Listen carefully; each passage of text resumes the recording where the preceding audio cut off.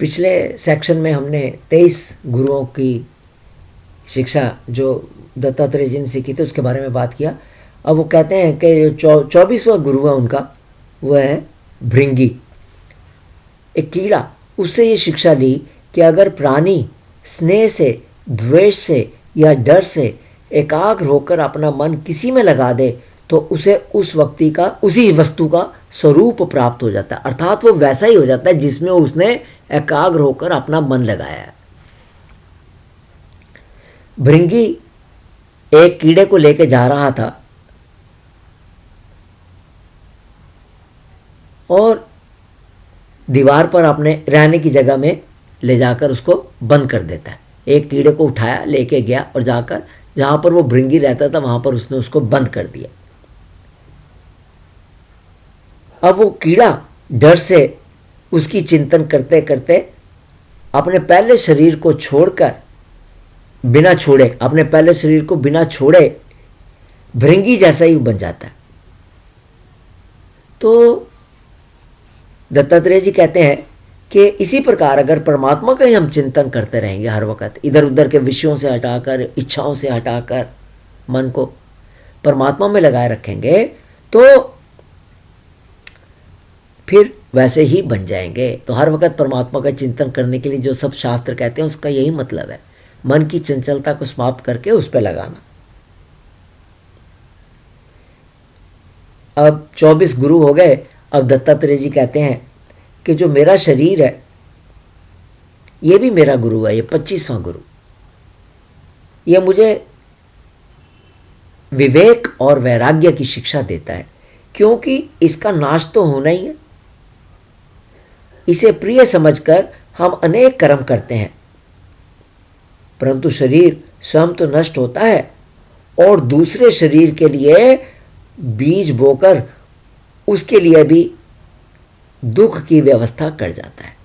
क्या मतलब इसका कहने का मतलब यह है कि अगर हम शरीर के साथ जुड़कर कर्म करेंगे, क्योंकि शरीर को प्यारे लगने वाले कर्म करते रहेंगे, यहाँ इकट्ठा कर लो, वो इकट्ठा कर लो, ये खा लो, उसके साथ द्वेष कर लो, शरीर को के साथ जुड़कर जितने कर्म करते रहेंगे तो क्या होगा उसका अंत में नतीजा? पहली बात, इस शरीर ने तो नाश होना ही है, कभी किसी का शरीर बचा नहीं।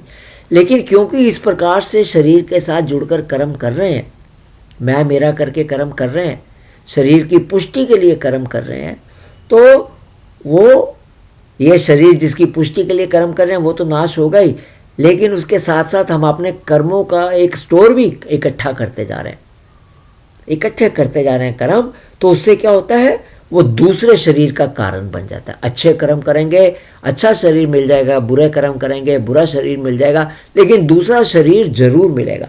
तो दत्तात्रेय जी क्या कहते हैं, हम इस शरीर को प्रिय समझकर जो कर्म करते हैं वो अंत में हमें एक दूसरा शरीर दिलवा देते हैं, तो जीवन मरण का चक्कर चलता रहता है।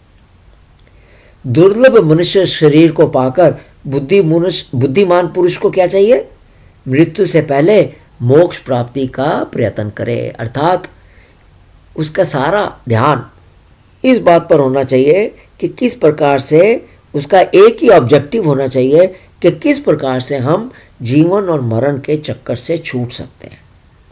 तो बुद्धिमान पुरुष को क्या चाहिए कि किस प्रकार मैं जीवन मरण के चक्कर से छूट सकता हूं, वो इसका प्रयत्न करे। इस जीवन का मुख्य उद्देश्य मोक्ष ही है। विषय भोग के चक्कर में यह अमूल्य जीवन नहीं खोना चाहिए, और ये सब हम यही करते हैं। तब दत्तात्रेय जी कहते हैं, यही सब सोच मुझे जगत से वैराग्य, ये सब सोच सोच के मुझे इस जगत से वैराग्य पैदा हो गया है। ना तो कहीं मेरी आसक्ति है ना अहंकार है, अब मैं शांत भाव से पृथ्वी पर घूमता हूं। अकेले गुरु से ही यथेष्ट और पक्का बोध नहीं होता, अपनी बुद्धि से भी सोचने की जरूरत है। एक गुरु मिल गया, भाई ये मेरा तो गुरु मिल गया, ये मेरे को मोक्ष दिला देगा, तो दत्तात्रेय जी कहते हैं उससे वैसा नहीं हो सकता। एक गुरु को पकड़ लिया और वो दिला देगा, गुरु नहीं दिला सकता। अपनी बुद्धि को यूज करना, उस बुद्धि से सोचना, और फिर सोचकर उसको जीवन के व्यवहार में लाना, यह भी बहुत ज़रूरी है। तो ये कहते हैं वो कि इस प्रकार से ये भी ज़रूरी है कि आप देखिए, अपने इर्द गिर्द देखिए, पृथ्वी से हम क्या सीख सकते हैं, आकाश से क्या सीख सकते हैं, पर्वत से क्या सीख सकते हैं, पेड़ों से क्या सीख सकते हैं, पंछी से क्या, कबूतर से क्या सीख सकते हैं, सांप से क्या सीख, ये सब चीज़ों को देखिए अपनी बुद्धि में और फिर सीख कर उसे व्यवहार में लाइए।